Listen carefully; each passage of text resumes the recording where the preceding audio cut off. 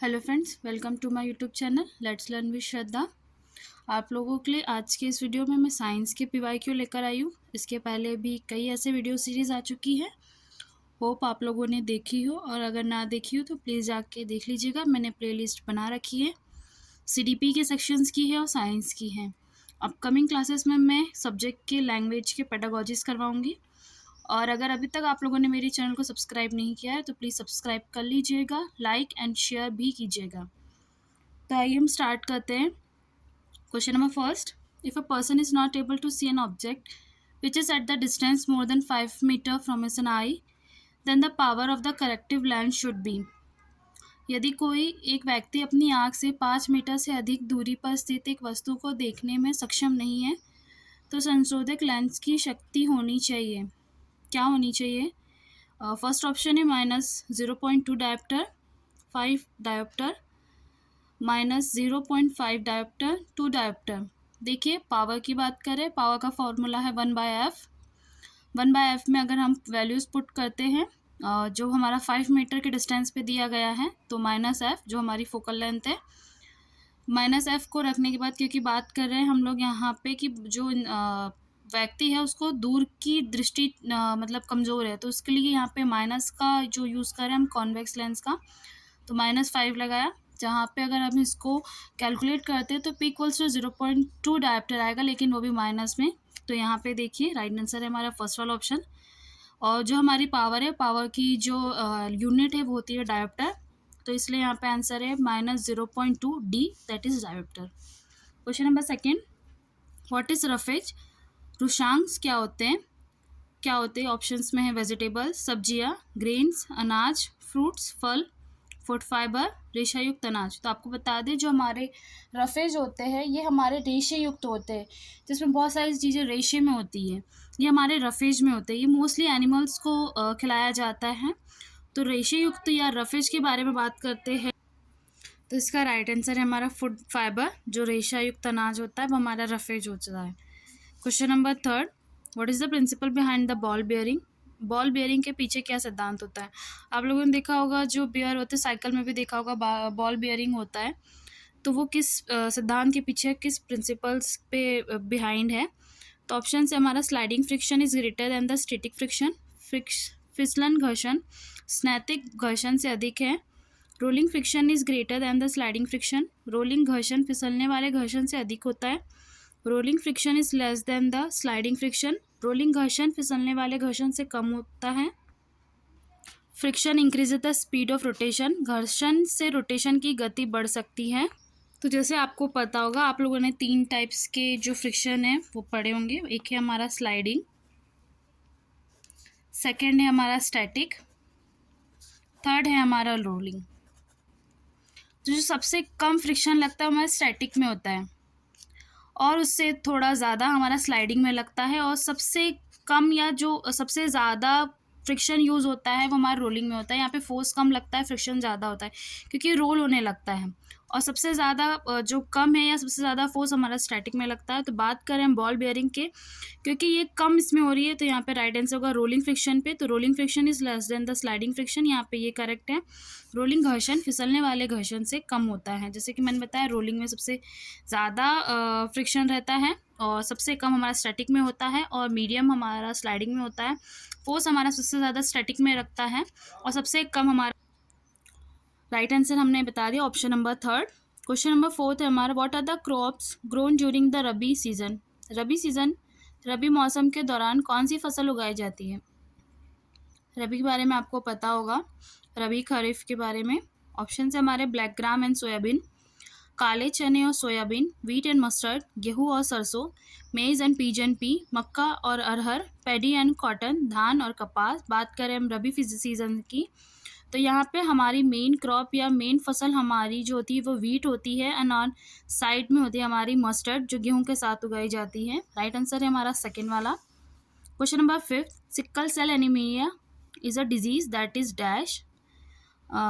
धात्र कोशिका अर्रकता एक बीमारी है जो डैश होती है, इन्फेक्शियस, क्या यह संक्रामक होती है, डेवलप थ्रू वेक्टर्स, रोगवाहक के माध्यम से विकसित होती है, किसी वेक्टर के थ्रू ये डेवलप होती है, इनहेरिटेड अनुवांशिक होती है या नॉन इन्फेक्श गैर संक्रमिक होती है। तो आपको बता दें जो हमारा सिकल सेल एनीमिया होता है, जो हमारा नॉर्मली आरबीसीज होते हैं वो कुछ इस शेप में होते हैं, और जो हमारा सिकल सेल एनीमिया होता है तो इसमें जो आरबीसीज होते हैं वो ऐसे हसिया टाइप के होते हैं। तो यहाँ पे क्या होता है ना कि हमारी बॉडी में ऑक्सीजन सही से सप्लाई नहीं हो पाता है, क्योंकि ट्रैप नहीं कर पाता। यहाँ पे जो होता है O2 को कैरी करता है हमारा आरबीसीज, तो इस स्ट्रक्चर में ऑक्सीजन ज़्यादा कैरी होता है, इस स्ट्रक्चर में हमारा ऑक्सीजन कम कैरी होता है, जिस वजह से हमें सिकल सेल एनीमिया हो जाता है। और सिकल सेल एनीमिया हमारा इनहेरिटेड होता है, जो कि अनुवांशिक होता है। तो इसका राइट आंसर है हमारा थर्ड वाला, अनुवांशिक। Question number 6, stainless steel vessels are provided with copper bottom because stainless steel के बर्तन तांबे के आधार के साथ दिए जाते हैं क्योंकि it gives a good appearance to the vessel, यह बर्तन को अच्छा दिखाता है। Stainless steel is a better conductor than copper, stainless steel तांबे की तुलना में बेहतर संवाहक है। Copper is a better conductor than stainless steel, copper stainless steel की तुलना में बेहतर संवाहक है। Copper expands more than the stainless steel, copper stainless steel की अपेक्षा अधिक फैलता है। तो आपको बता दें जो हमारा स्टेनलेस स्टील है वो कॉपर उसके नीचे क्यों अप्लाई करते हैं, तो आपको जैसे पता होगा जो हमारा कॉपर है वो बेटर कंडक्टर होता है हमारे हीट का, इलेक्ट्रिसिटी का, इसीलिए हम लोग इस चीज़ को यूज़ करते हैं, because copper is better conductor than stainless steel. Right answer है हमारा थर्ड वाला। क्वेश्चन नंबर 7 की तरफ चलते हैं। Select the correct unit of energy in terms of the unit of current. विद्युत की इकाई के संदर्भ में ऊर्जा की सही इकाई का चयन करें। ऑप्शंस में हमारे VAS, VA²S, V2AS and VAS²। यहाँ बात करें हम यूनिट एनर्जी के बारे में इलेक्ट्रिसिटी के, तो आपको बता दें यहाँ पे राइट आंसर है हमारा फर्स्ट वाला, VAS। Question number 8, which of the following is not the unit of work. निम्नलिखित में से क्या कार्य की इकाई नहीं है। ऑप्शंस में देखिए हमें बताना है वर्क की जो यूनिट है कौन कौन सी है और कौन सी नहीं है। यहाँ पे क्वेश्चन रीड कर लीजिएगा, यहाँ पूछ नहीं रहा है, यहाँ बता रहा है कि कौन सी नहीं है, मतलब इनमें से 3 होगी और 1 नहीं होगी। ऑप्शंस में हमारे न्यूटन मीटर, जूल, अर्ग एंड जूल पर सेकेंड। तो आपको बता दें न्यूटन मीटर हमारी वर्क की एनर्जी जो यूनिट होती है वो होती है, जूल होती है और अर्ग होती है। आपको बता दें जूल पर सेकेंड ये नहीं होती, ये हमारी जो यूनिट है वो एनर्जी की होती है। राइट आंसर है हमारा जूल पर सेकेंड। मतलब यहाँ पे तो ये यूनिट नहीं है, पर इस क्वेश्चन के अकॉर्डिंग इसका राइट आंसर हमारा फोर्थ वाला ऑप्शन है। Question number 9, electroscope is a device use to. Electroscope उपकरण का उपयोग किस लिए किया जाता है। Test the conductivity of a material, एक सामग्री की चालकता का परीक्षण करने के लिए। Measure the current in an electric circuit, विद्युत परिपथ में धारा को मापने के लिए। Measure the voltage across an electrical appliance, एक विद्युत उपकरण भर में वोल्टेज को मापने के लिए।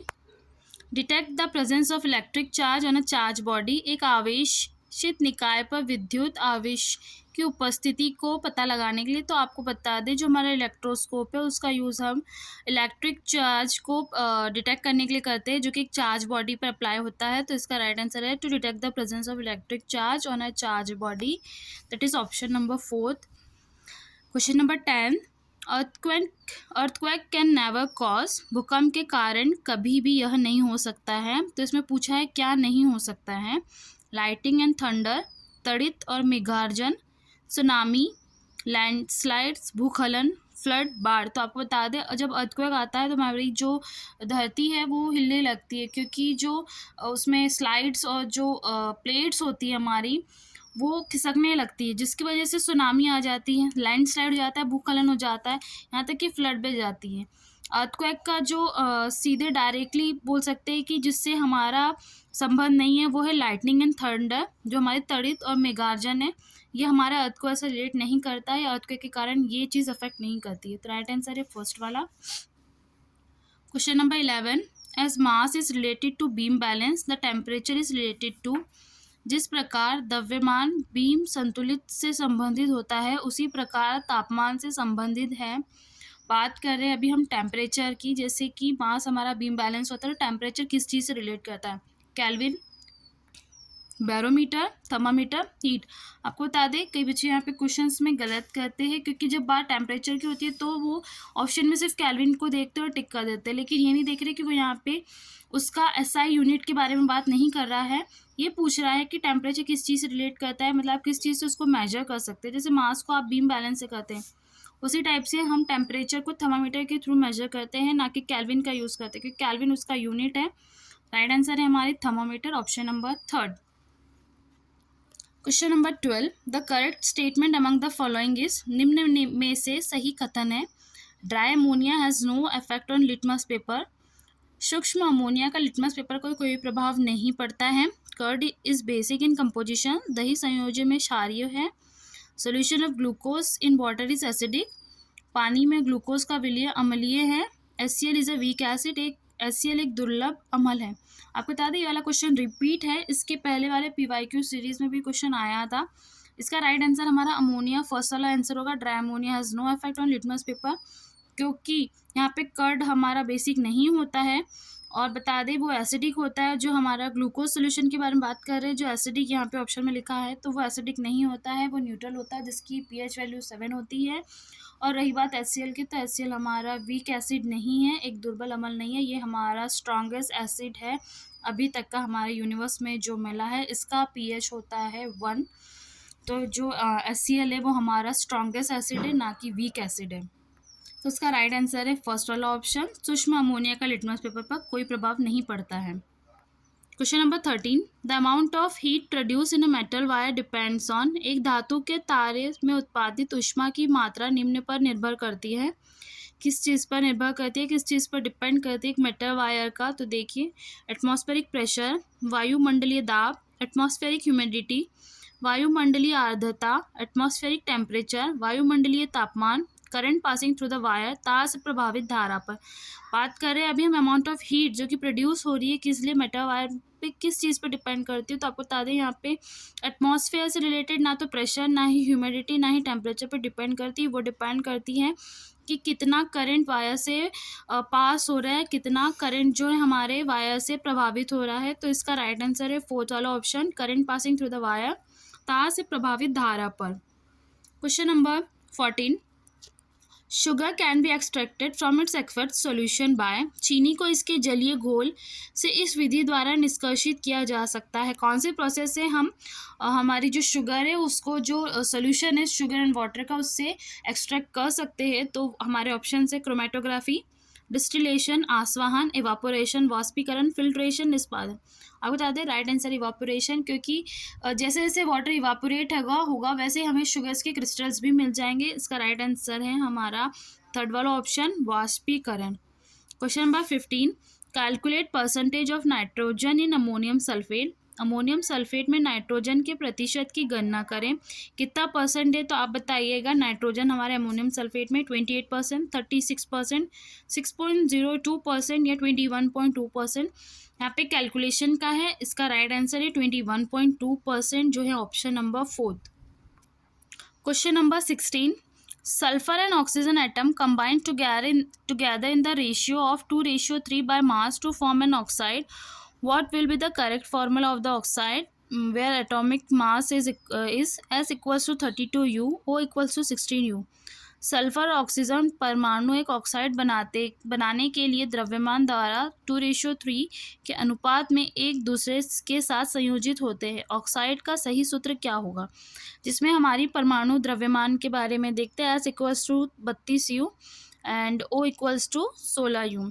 तो यहाँ पे ऑप्शन से हमारे S2O3, S3O2, SO4 and SO3। देखिए, तो यहाँ पे वैसे हमारा आंसर होगा SO3, क्योंकि ये यहाँ पे बाकी के कंपेयर में देखा जाए तो जब रेशियो की बात कर रही है 2 and 3, तो या तो ये एक बार में SO2 बना सकता है या SO3 बना सकता है। तो यहाँ पे देखिए, ना ही SO2 अकेला है, ना ही जो 3 है सिर्फ वही प्रेजेंस है, ना S2O3 हमारे यहाँ पे नहीं है, ये ना ये ऑप्शन आएगा, ना SO4 है, हमने 4 के बारे में बात ही नहीं की है। हमने 2 and 3 के बारे में बात की है, तो इसका राइट में होगा या तो SO2 होगा या तो SO3 होगा। राइट आंसर है हमारा SO3, that is option number 4। Question number 17, which type of energy transformation takes place when fuel is burn? ईंधन जलाए जाने पर किस प्रकार की ऊर्जा रूपांतरण होता है? किस टाइप की एनर्जी ट्रांसफॉर्मेशन होती है जब हम किसी भी फ्यूल को बर्न करते हैं? ऑप्शंस हमारे चार में से देखिए, chemical energy is converted into heat energy, रासायनिक ऊर्जा ऊष्मीय ऊर्जा में परिवर्तित हो जाती है, chemical energy is converted into mechanical energy, रासायनिक ऊर्जा यांत्रिक ऊर्जा में परिवर्तित हो जाती है, heat energy is converted into chemical energy, ऊष्मीय ऊर्जा रासायनिक ऊर्जा में परिवर्तित हो जाती है, heat energy is converted into mechanical energy, ऊष्मीय ऊर्जा यांत्रिक ऊर्जा में परिवर्तित हो जाती है। देखिए, जब हम किसी फ्यूल को बर्न करते हैं तो जो हमारा फ्यूल होता है वो केमिकल फॉर्म में होता है, जब हम उसको बर्न करते हैं हमारी हीट एनर्जी में कन्वर्ट हो जाती है। यहाँ पे राइट आंसर होगा हमारा फर्स्ट वाला option, chemical energy is converted into heat energy, रासायनिक ऊर्जा जो कि हमारी ऊष्मीय ऊर्जा में परिवर्तित हो जाती है। Question number 18, which one of the following will take the shape of an open container in which it is capped? निम्नलिखित में से क्या एक खुले पात्र में रखने पर उसका आकार ले लेगा? कौन सा ऐसा है तो बताइएगा। लेमन जूस, नींबू का रस, आइस क्यूब्स, बर्फ के टुकड़े, चिली पाउडर, मिर्च पाउडर, ऑक्सीजन गैस या ऑक्सीजन गैस। तो आपको बता दें, जो लिक्विड होता है अगर हम वो किसी भी कंटेनर में उसको रखते हैं तो वो जो भी कंटेनर का शेप होगा, जो भी साइज होगा, उस चीज़ के अकॉर्डिंग अपना शेप एंड साइज बना लेता है। तो यहाँ पे लिक्विड हमारे पास सिर्फ लेमन जूस है, बाकी हमारे पास सारे सॉलिड में है और एक गैस में जो कि ऑक्सीजन गैस है। चिली पाउडर हमारा एक पाउडर, एक सॉलिड मटेरियल है। आइस क्यूब्स जो मेल्ट होने के बाद, जो हमारा आइस क्यूब है वो मेल्ट होने के बाद लिक्विड फॉर्म में आएगा, तो ये भी हमारा राइट आंसर नहीं है। यहाँ पे पास जो लिक्विड है वो है लेमन जूस। अगर हम लेमन जूस को किसी भी कंटेनर में, स्पून में, ग्लास में, कप में रखते हैं तो वो उसी का शेप गेन कर लेता है। राइट आंसर है हमारा लेमन जूस, नींबू का रस। Question number 19, which of the following is wheat? निम्नलिखित में से कौन सा खपतवार है? आपको बता दें, ज़ैंथिलियम ओनली, केवल ज़ैंथिलियम, ऑल ऑफ द अबव, उपयुक्त सभी, ग्रास ओनली, केवल घास, पैराथेनियम ओनली, केवल पार्थेनियम। आपको बता लें, ज़ैंथिलियम और पार्थेनियम जो हमारी होती है, आप लोगों ने गाजर घास देखी होगी और एक जो घास होती है जिसमें वाइट वाइट फूल होते हैं उसको हम कांग्रेस घास बोलते हैं नॉर्मली, जो बहुत जल्दी फैल जाती है, वो होती है। तो ये दोनों भी वीड होती है और ग्रास तो आप लोगों ने देखा होगा। तो आपको बता दें, यहाँ पे हम खपतवार और जो वीट के बारे में बात करें तो यहाँ पे तीनों ही ऑप्शन सही हैं, तो इसका राइट आंसर होगा all of the above, that is option number second. Question number 20, which is a set of transparent material? पारदर्शी सामग्री का सेट कौन सा है? वाटर एंड एयर, पानी और हवा, टर्मरिक पाउडर एंड वाटर, हल्दी पाउडर और पानी, एलम एंड वाटर, फिटकरी और पानी, चारकोल एंड वाटर, चारकोल और पानी। तो आपको बता दें, सेट ऑफ ट्रांसपेरेंट मटेरियल के बारे में बात करें, टर्मरिक पाउडर जो होता है वो ट्रांसपेरेंट नहीं होता है, वाटर तो हमारा ट्रांसपेरेंट होता है, एलम जो फिटकरी होती है वो भी ट्रांसपेरेंट नहीं होती है, ना ही चारकोल होता है। तो यहाँ पे जो सेट है वो वाटर एंड एयर है, जो कि पानी और हवा है। राइट आंसर है हमारे क्वेश्चन नंबर 20 का फर्स्ट वाला ऑप्शन, हवा और पानी। Question number 21, one of the statement made about the formation of soil is inappropriate, identify the same. मिट्टी के निर्माण में के बारे में दिए गए कथनों में से एक अनुचित है, अनुचित कथन ज्ञात कीजिए। यहाँ पे बताना है कौन सा ऑप्शन नहीं है, तो ध्यान से रीड कीजिएगा। 3 ऑप्शन सही होंगे, सिर्फ एक ऑप्शन गलत होगा और वही हमारा राइट आंसर होगा। Strong winds do not play any part in the erosion of rocks. तेज हवाएं चट्टानों के कटाव में कोई भी भूमिका नहीं निभाती हैं। Fast flowing water carries big and small rock particles and this rub against other rocks. तेज बहता पानी बड़े और छोटे चट्टानों कणों को ले जाता है और ये अन्य चट्टानों से रगड़ खा जाते हैं। Water gets into the cracks in the rocks formed during uneven heating. When the water freezes, it would widen the cracks. असमान ताप के दौरान बनी चट्टानों के दरारे में पानी घुस जाता है। जब पानी जम जाता है तो इससे दरारें चौड़ी हो जाती है। Due to exposure to sun, all the parts of the rock do not expand and contract at the same time. Cracks are formed and rocks break up.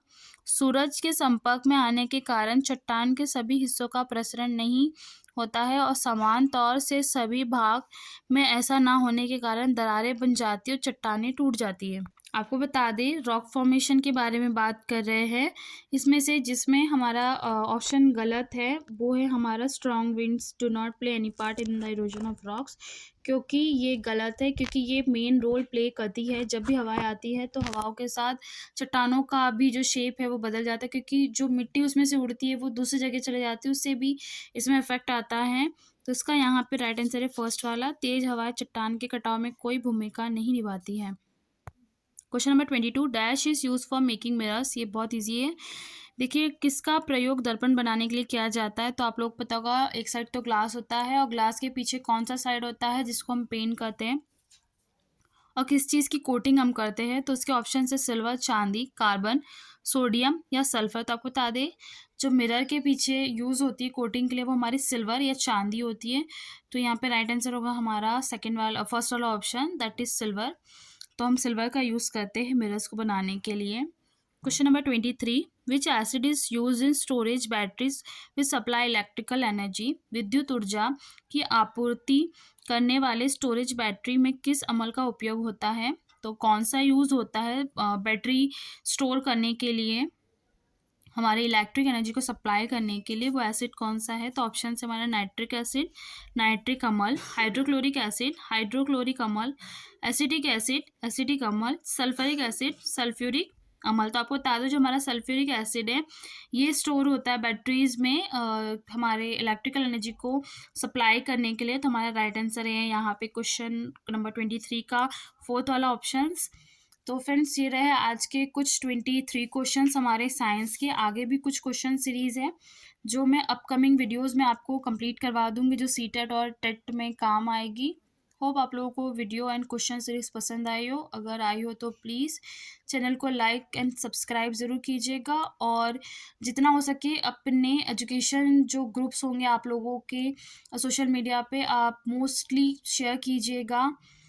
Thank you.